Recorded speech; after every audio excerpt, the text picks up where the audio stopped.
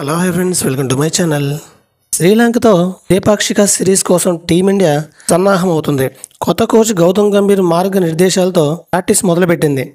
3 టీ20లు 3 one day మ్యాచ్ల సిరీస్తో కొత్త భారత క్రికెట్ జట్టు శ్రీలంక పర్యటనకు వెళ్లిన విషయం తెలిసిందే.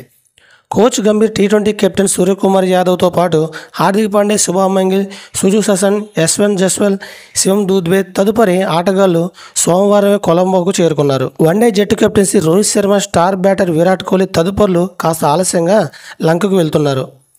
కాగా శనివారం జూలై 27న టీ20 మ్యాచ్తో శ్రీలంక టీమిండియా సిరీస్కు తెరలేవనుంది. ఇందుకోసం సూర్యసేవ మంగళవారం నుండి నెట్లో ప్రాక్టీస్ మొదలుపెట్టనుంది. పాండ్యలో జరుగుతున్న ఈ యాక్షన్ను గౌతమ్ గంభీర్ దగ్గరుండి మరీ వీక్షిస్తున్నాడు.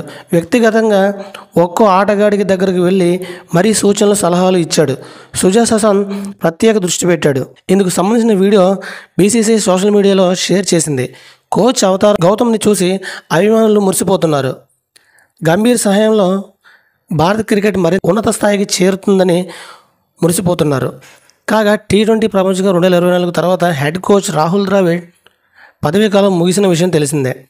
ఈ క్రమంలో అతడి స్థానంలో బీసీసీఐ మాజీ ఓపెనర్ గౌతమ్ గంభీర్ టీమిండియా శిక్షకుడిగా నియమించింది.